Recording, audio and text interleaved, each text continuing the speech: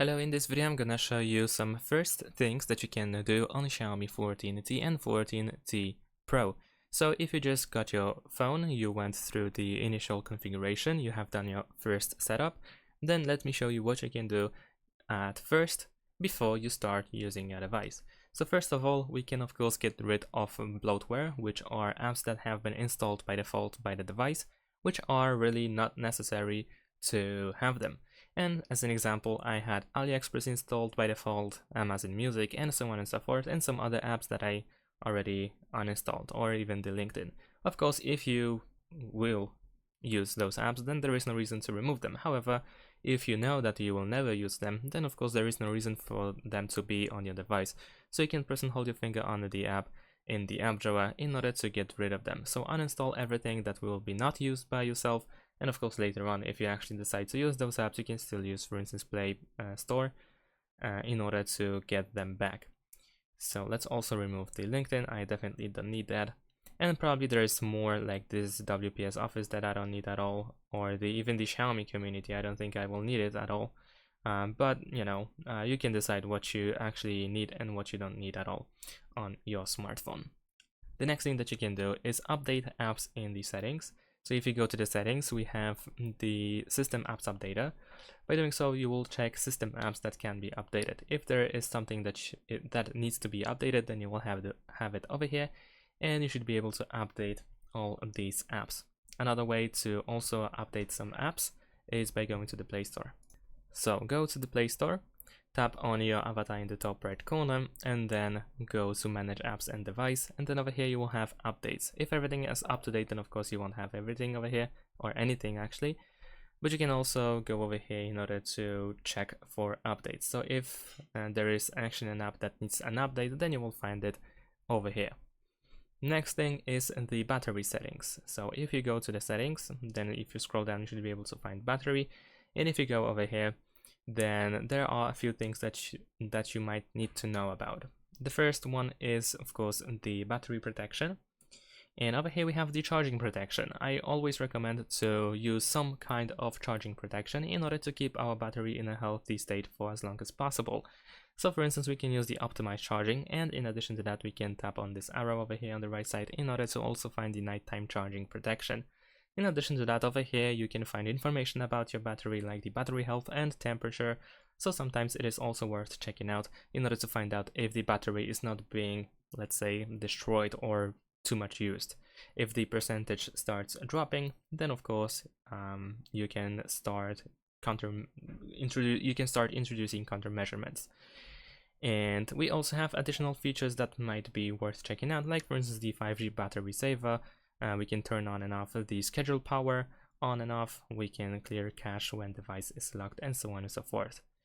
Alright, so once we have battery settings covered, the next thing that we can do is go to location. And over here, of course, we can enable and disable location, which is always worth doing. I mean, disabling location and only turning it off when it is needed. So for instance, when you use maps or GPS or anything, then of course in that case location is recommended, required even. But if you go to location services, you will find Wi-Fi scanning and Bluetooth scanning, which are enabled by default, and they tend to use some battery. So in order to save the battery, I can recommend turning it off. If needed, of course, you can go back to the location services and turn it back on. However, I don't think you will ever really need to use those options. And if needed, if an app will need to use those features, then probably they will ask you to turn it back on, so you will exactly know when you need to turn it back on. And after that, we can start pretty much customizing our device. So in order to do that, we can go to wallpaper and personalization. And over here we have a bunch of different options that allow us to create change the visual side of our device and have it look just like we wish it to be. So for instance, if you go to always on display, you can turn it on or off this feature. Always on display is pretty cool feature, however, it also uses lots of battery. So if you prefer to have battery for longer, then of course it is recommended to turn this feature off. And another thing is the notification effects, where we can use those special visual effects when you receive a notification. So if you want to use something, then of course you can do that over here. We also have the wallpaper carousel, which can be enabled and disabled over here. If you actually don't want to use the wallpaper carousel, then you want to disable this option over here. And over here you also have the swipe right to view more. This option should also be disabled. We can of course change icons, change font. We have the fingerprint effect. We have the lock screen over here. Here we can customize our lock screen. We can set up the wallpaper and so on and so forth. So you will probably spend some time over here to adjust the visual side of your device. After that, we can also go to fingerprints, face data, and screen lock, where you can set up the screen lock, so you can set up the PIN code, password, or you can draw the pattern. In addition to that, we can also set up the fingerprint sensor and face recognition feature.